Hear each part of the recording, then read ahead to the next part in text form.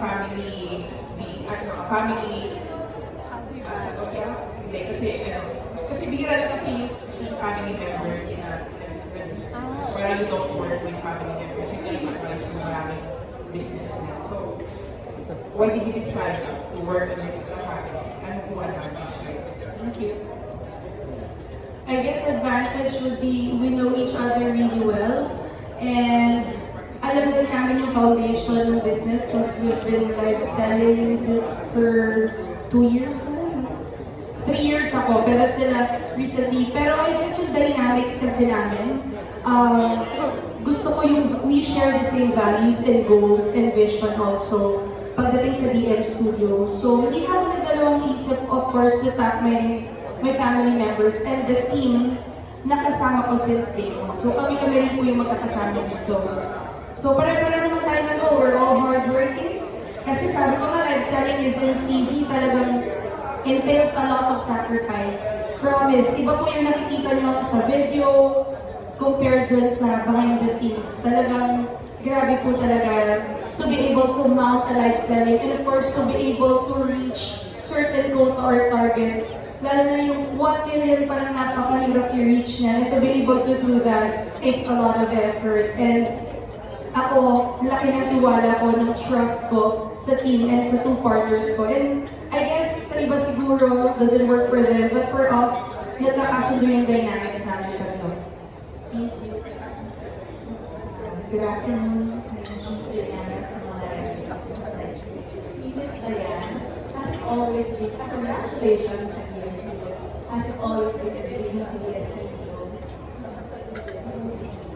Yes, of course, but I was actually dreaming of becoming a CEO of my own brand, products talaga, before.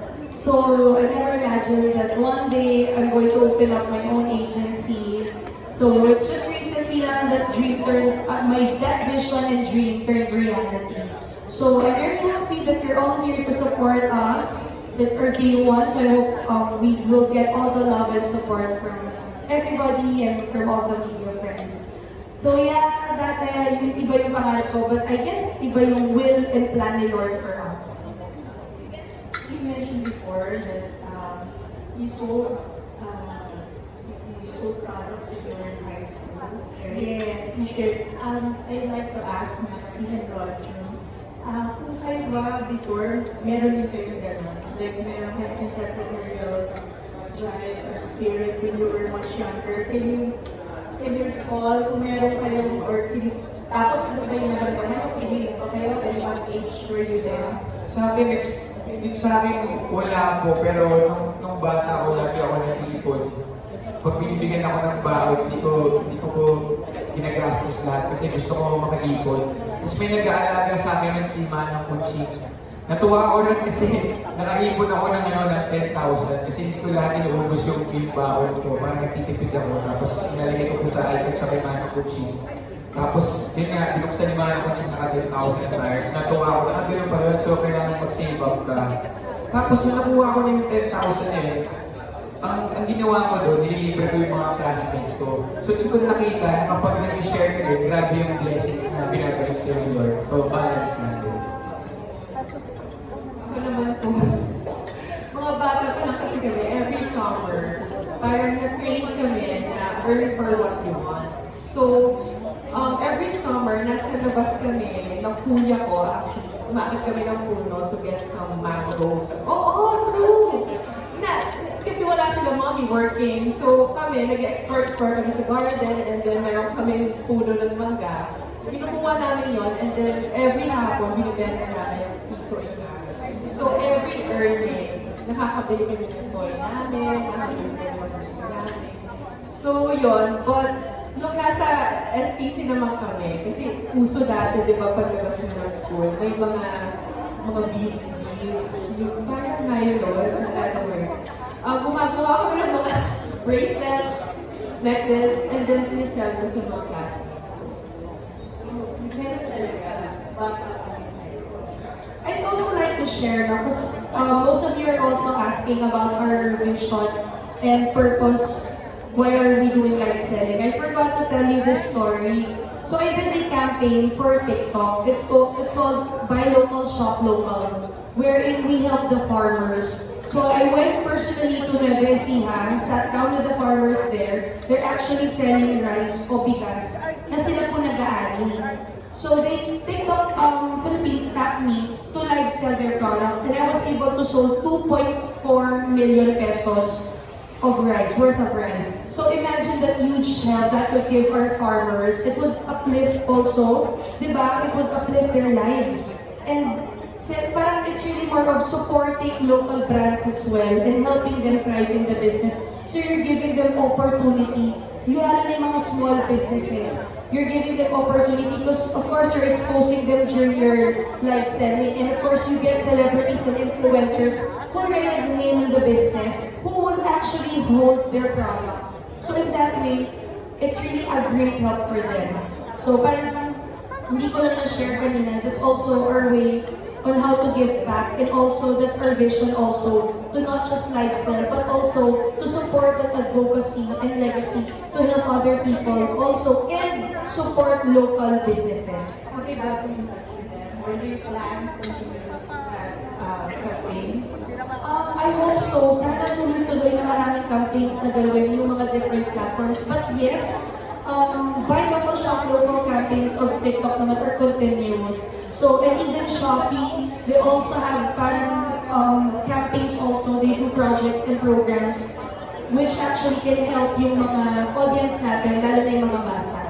You mentioned kanina that you manage influencers. Right now, do you have a number how many influencers you have in your stable? Okay, I'm just going to ask her how many creators and celebrities are under DM as of now.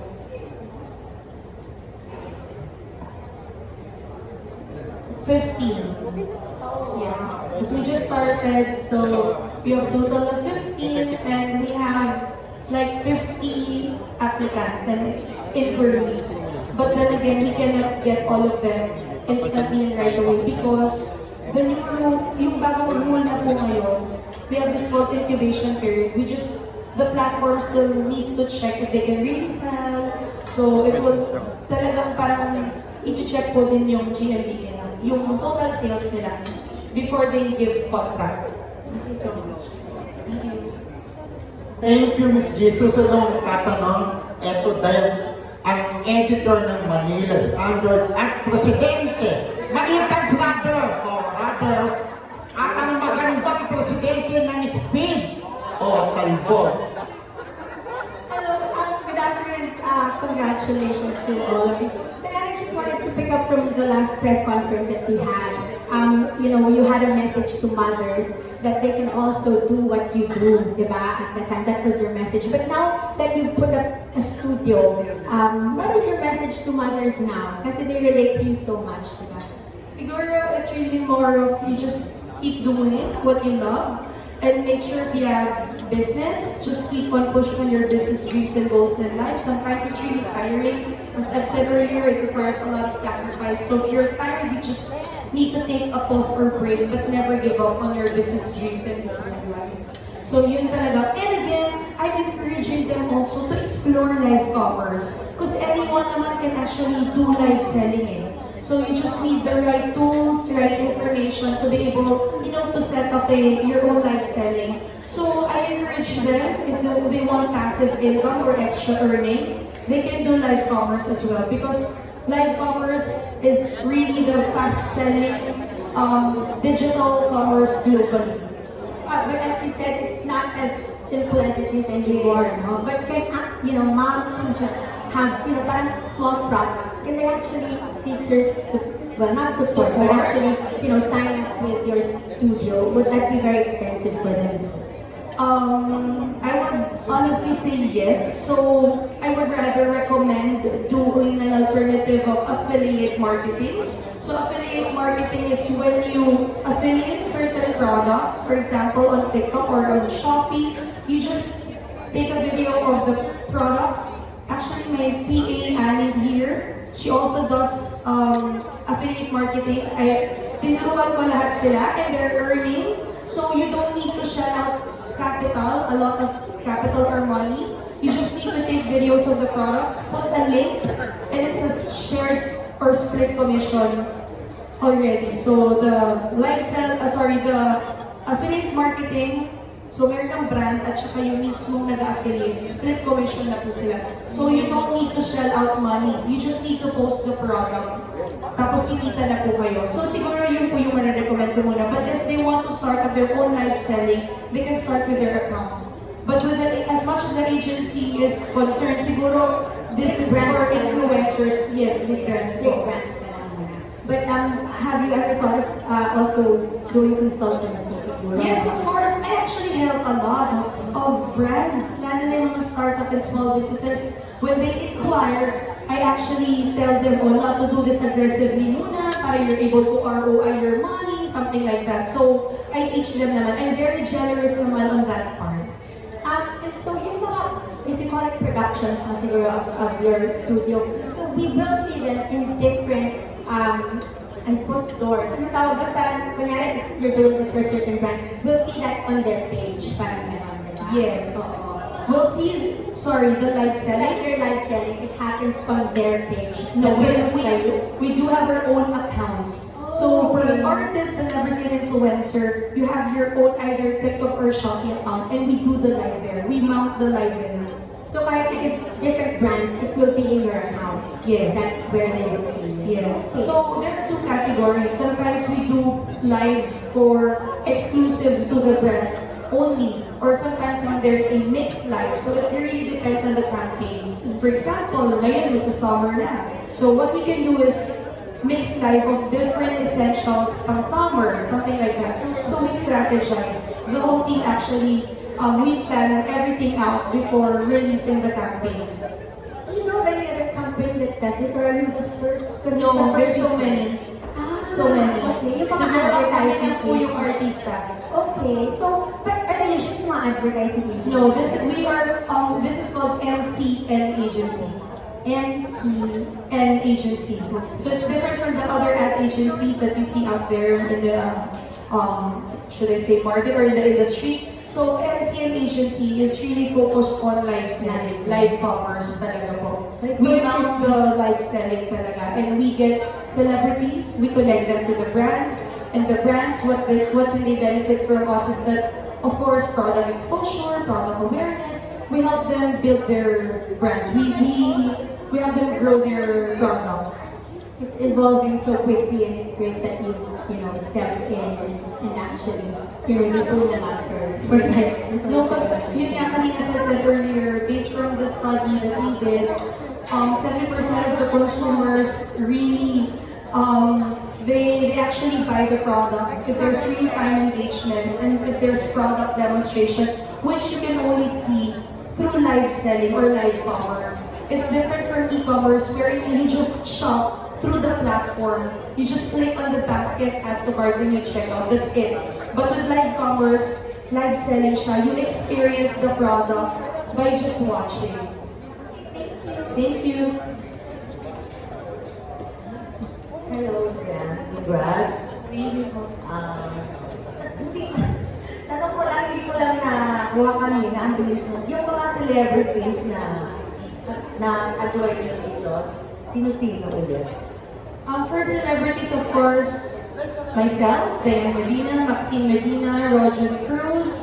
We have Jen Marini, Gerald Pizarra, CJ Ramos, Nadine Samonte, Katia Santos, Kathleen Hermosa, influencers, Team Moshi, Ice Arago, and Rich Reginaldo. From Sparkle, we also have Jeremy, Levin, Hans Galendez, Claudine, Miro Max, yung influencer din po na kilala. Miro, yung Miro. And I'm sure marami mga nag-a-apply. Yes, meron kaming upcoming din na lalabas by May, month of May. Tapos last question, si Kiray kasi nasabi niya noon na parang kumita siya ng bigas niya is 5M a day sa live selling. Kayo ba ano yung masasabi ng pinakamalaki mo na live sell? Sa akin, 25 million. Oh, Oo. GMV po. In a day. We're talking about GMV, gross merchandise value. If it's GMV, 25 million pesos. Oh. Are we talking about GMV? Because it's different from per own kita to GMV. The GMV, yes, it's 25 million. Thank you. Thank you. Si Rojon, pinakamalaki mo? Yung pinakamalaki ko 15 million. Gusto ko habulin si Dene, pero iba talaga si Dene, magaling talaga yun.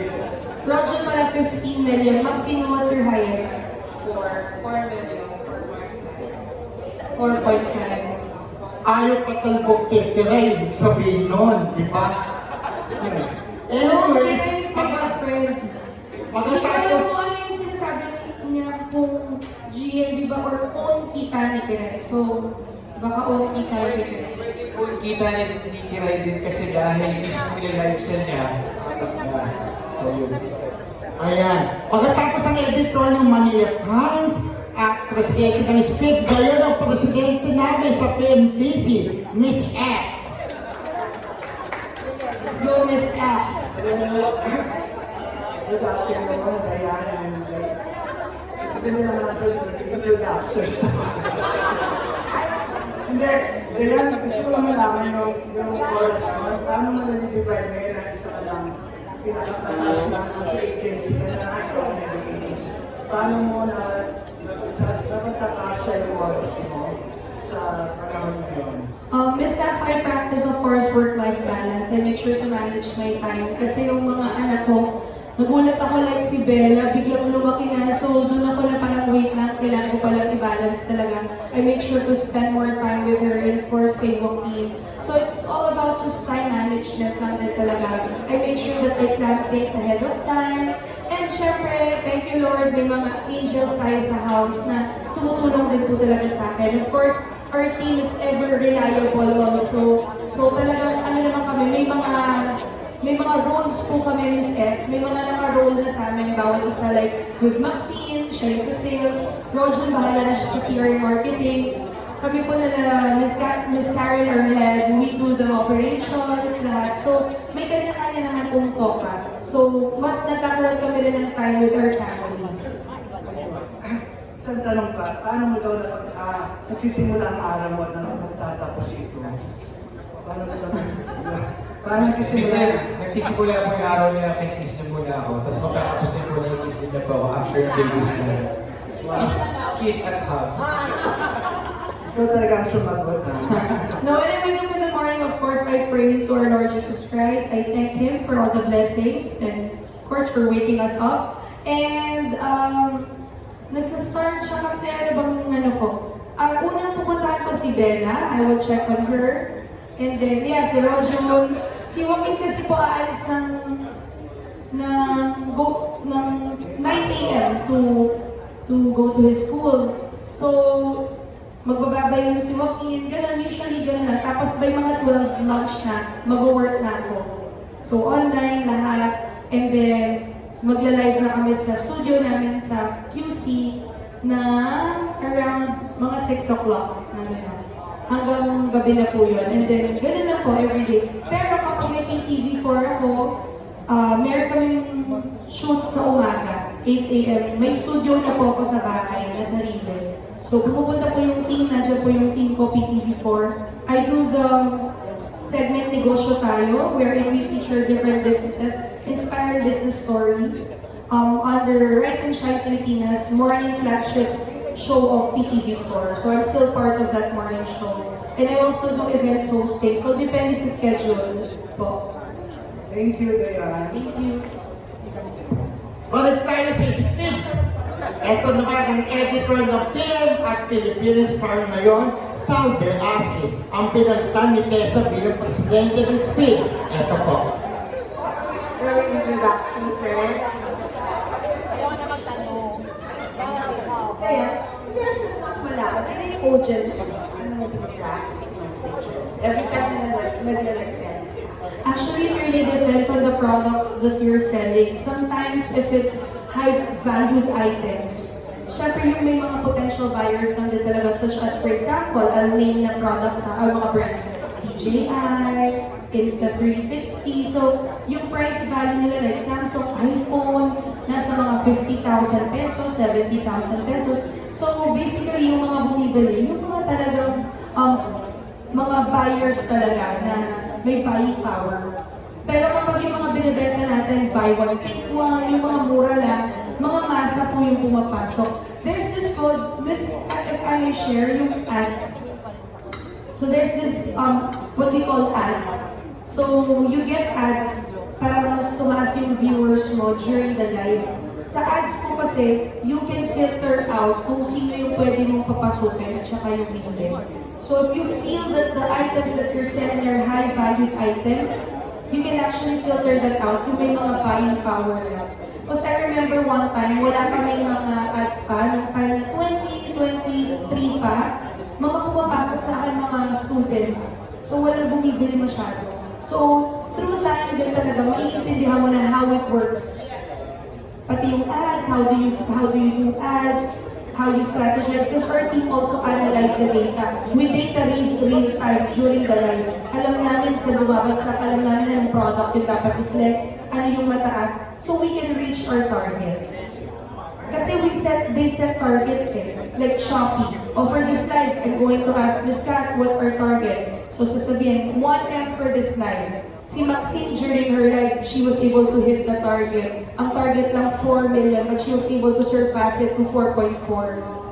So, depende po, bawat live po, kaya may kanya-kanyang strategies kasi may target po na dapat i-reach. And you would also want to reach that target because the brands will give commissions to the seller. So like, mga how much yung commission? How much you should range? That is my idea. 1 to 5%. But sometimes beauty brands, they can go as high as 10%. 10%. So but anyway, yung masukan siya ng bashers. Yes! Mga ilang percent na mamon. Ang daming bashers din. Like for example, nagla-live ka, syempre dire-diretso po yung comments. May times hindi nyo na po nababasa or na-reflex yung product na gusto nila. And then they will be, so demanding. Sinabi ko na i-flex mo, ganyan. So what we do is just, we ignore. Sometimes we apologize, tapos i-reflex na lang namin. We try to be as kind as possible. Because you don't want to ruin the mood of the live selling pati yung team. So we try to ignore as much as possible and just focus on the live. Siguro pinaka-nakuha ko, sabi nila, mataba ako.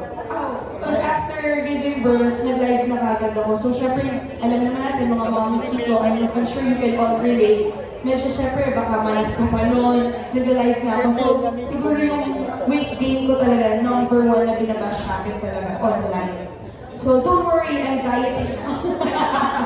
I'm starting. Si Roger na may bash ka. Wala ata ito favorite si Roger. I love siya ng viewers niya. Ako talaga weight gain. Ikaw meron na wala. Wala din. Ako lang. Weight gain yung sa akin. Sa more looks lang talaga. Okay, thank you. May pahabol ng question si Pina. Dahil dun sa live selling, may time pa kayo with each other. I mean, si Roger and si Yes, madami pa kaming time. Sobrang dami namin time. Minsan nga sabay po kami nag-live sell, nag-live sell si Dayan, nakasupport ako sa kanya. So pag ako nag-live sell, nandun lang si Dayan. So pag medyo mababa yung sales ko, punta ka dito, tulungan mo ko, please. So pag pupasok si Dayan, tuloy-tuloy na yung pag-taas ng GMB. Tapos yun, pag wala kaming work that day, lumalabas pa rin kami nila Isabella and booking, so na-enjoy pa rin namin yung time namin ng family. Thank you. Thank you. Si Joaquin.